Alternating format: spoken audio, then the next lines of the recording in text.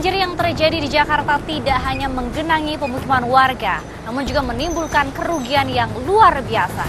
Selain kerugian harta benda, beberapa warga juga harus kehilangan nyawa. Belum lagi dampak ekonomi lantaran para pedagang dan pelaku usaha harus merugi dan gigit jari.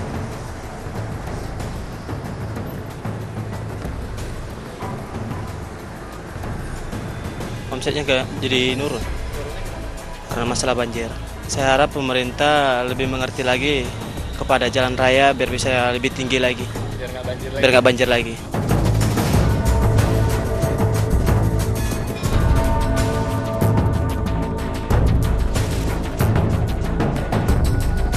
Banjir yang menggenangi wilayah ibu kota tentunya merugikan banyak pihak. Tak hanya warga korban banjir yang harus menderita, namun juga berdampak luas terhadap kondisi masyarakat termasuk dampak ekonomi. Pada tahun lalu saja, kerugian akibat banjir mencapai sekitar 20 triliun rupiah, di mana 1 triliun rupiah berdampak langsung kepada sektor ekonomi.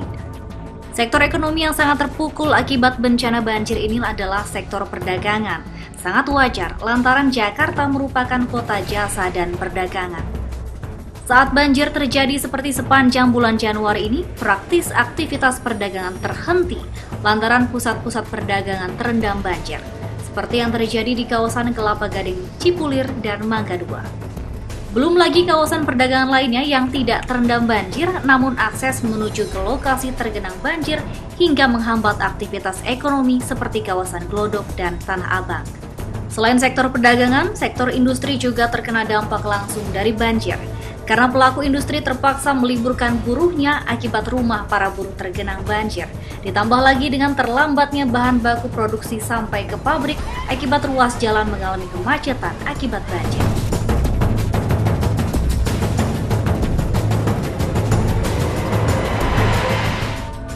Memang kalau kita lihat banjir ini sangat-sangat mengganggu aktivitas ekonomi di Jakarta. Yang paling besar itu adalah di sektor perdagangan.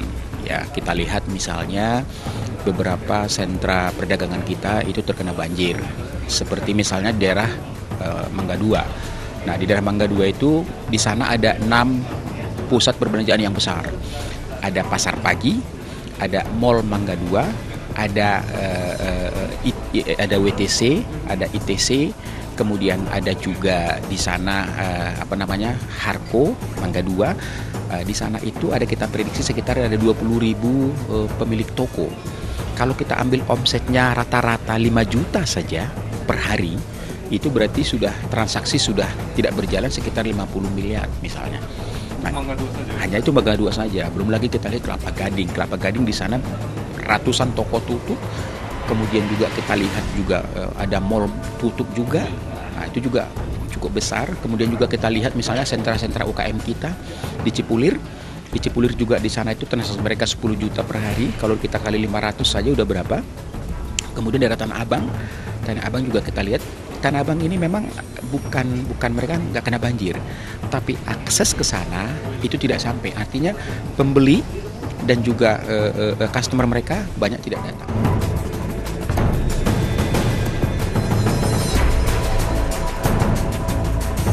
Karenanya pihak Kamar Dagang dan Industri atau Kadin sebagai organisasi yang mewadahi para pengusaha mendukung upaya apapun yang dilakukan Pemprov DKI Jakarta untuk mengendalikan banjir di Jakarta sehingga dampak ekonomi akibat banjir dapat ditekan. Harapan kami begini, harapan kami memang pemerintah DKI Jakarta harus konsisten melaksanakan tata ruang di DKI Jakarta. Pembangunan mengenai mall, apartemen, hotel, pusat perbelanjaan, dan lain-lain itu harus betul-betul melihat AMDAL-nya, analisa dampak lingkungannya. Selain berdampak ekonomi, banjir juga menyebabkan kerusakan infrastruktur, di antaranya kondisi jalan. Hampir setiap banjir terjadi, jalan-jalan di ibu kota mengalami kerusakan yang cukup parah, lantaran kualitas jalan di Jakarta tidak cukup baik dalam menghadapi banjir. Padahal sebagai wilayah yang menjadi langganan banjir, pembuatan jalan juga seharusnya memperhatikan aspek tersebut. Berdasarkan data dari Dinas Pekerjaan Umum DKI Jakarta, akibat banjir dan diguyur hujan sepanjang bulan Januari ini saja, Ruas jalan Jakarta yang mengalami kerusakan mencapai 3.905 titik yang tersebar di 521 ruas jalan. Dari jumlah tersebut, hanya 161 ruas jalan yang telah diperbaiki. Beberapa ruas jalan yang rusak tersebut tersebar di 5 wilayah, diantaranya di Jakarta Pusat sebanyak 116 ruas jalan, Jakarta Utara 136, di Jakarta Barat sebanyak 108 ruas jalan, Jakarta Selatan terdapat 153 ruas jalan, dan di Jakarta Timur sebanyak 115 ruas jalan. Ya, jadi gini, untuk Dinas PU sendiri kita memiliki anggaran 6,2 triliun ya.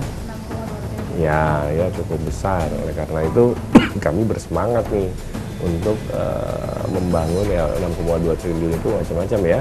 Ada kita bidang jembatan, jalan, pemeliharaan air, pemeliharaan jalan dan lain sebagainya. Oleh karena itu untuk mengatasi masalah banjir, mengatasi masalah jalan rusak, yang paling penting adalah kesiapan kitanya sendiri pada saat ini sebagai aparatur pemerintah mewakili Pemda DKI dalam mengemban tugas turut menjaga infrastruktur di Jakarta ini menjadi aman dan nyaman. Oleh sebab itu mekanisme seperti sistem informasi, lalu bagaimana pola kerja di tempat kami itu lebih intens ya, lebih kita perhatikan juga. Karena apabila hanya sumber anggaran saja yang kita perkuat dan kitanya pun tidak siap untuk itu, ya percuma apa yang kita cita-citakan nggak akan pernah tercapai. Banyaknya ruas jalan yang rusak tentunya sangat membahayakan bagi pengendara, terlebih bagi pengendara sepeda motor. Tak jarang peristiwa kecelakaan akibat jalan rusak hingga merenggut korban jiwa. Menurut pengamat kebijakan publik Sugianto, pihak terkait seperti Kementerian dan Dinas Pekerjaan Umum harus segera memperbaiki jalan-jalan yang rusak sehingga tidak menimbulkan korban. Karena jika tidak segera diperbaiki, maka pihak terkait selaku penyelenggara jalan bisa dituntut pidana oleh korban kecelakaan akibat jalan rusak sesuai dengan Undang-Undang Nomor 22 Tahun 2009 tentang Lalu Lintas dan Angkutan Jalan. Khusus untuk dampak banjir terkait dengan jalan rusak, itu di Undang-Undang Nomor 22 Tahun 2000. Undang-Undang tentang angkutan umum dan lalu lintas ya. Undang-undang jalannya tentang jalannya itu ada ancaman pidananya. Jadi ini harus segera dilaksanakan oleh gubernur karena penyelenggara negara di undang-undang itu diancam hukuman pidana. Kalau ada jalan rusak, kemudian akibat jalan rusak itu mengakibatkan kecelakaan, itu yang kemudian menyebabkan menyebabkan sampai meninggal atau bahkan ada tahapan-tahapannya sampai meninggal, sampai luka gitu ya, akibat kecelakaan itu bisa dituntut dia penyelenggara negara, tergantung jalan ini jalan mana, jalan provinsi, jalan nasional atau jalan kabupaten ya, itu bisa dituntut. Nah, ini mereka sekarang ini yang kita tahu kurang lebih ada 1.800 titik ya, 800 titik jalan rusak pasca banjir ini.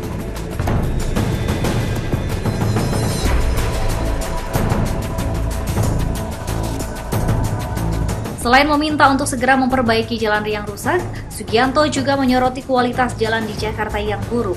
Karenanya, ia meminta dilakukan audit yang mendalam terhadap seluruh proyek pembuatan dan perbaikan jalan, karena jangan sampai proyek perbaikan jalan rusak di Jakarta menjadi proyek abadi, seperti yang terjadi di ruas Jalan Pantura. Selanjutnya, sebenarnya yang jauh lebih penting adalah harus dilakukan audit investigasi terhadap jalan rusak itu tadi. Gitu. Kenapa? Ini jalan baru diperbaiki belum lama. Kalau kita mau investigasi semua jalan yang rusak sekarang ini, boleh jadi jalan-jalan rusak itu ada jalan-jalan yang dibuat tahun kemarin. Kita fokus pada persoalan jalan itu harus diperbaiki, tapi harus lebih jauh. Kenapa jalan ini cepat rusak gitu loh? Apakah ada unsur markup-nya? Apakah ada unsur pidana korupsinya di sana gitu? Misalkan tidak sesuai ketentuan. Sehingga kalau jalan itu kan ada umurnya gitu. Ini jalan dibangun untuk umur misalnya 5 tahun, 10 tahun dan sebagainya. Kenapa jalan dibangun atau diperbaiki tidak sesuai dengan ketentuan umur jalan itu sendiri gitu. Baru 1 tahun, kemudian kena hujan sedikit, kok rusak gitu. Ini sebenarnya aparat penegak hukum harus masuk di sini. Gitu. Apakah ada unsur tindak pidananya di sini? Misalkan markup, misalkan terjadi kolusi di sana sehingga kualitas jalannya berkurang gitu. Ya susah ya, saya mengatakan kalau beberapa ahli mengatakan sampai kapan, sampai kiamat pun Jakarta tetap kebanjiran, itu tadi.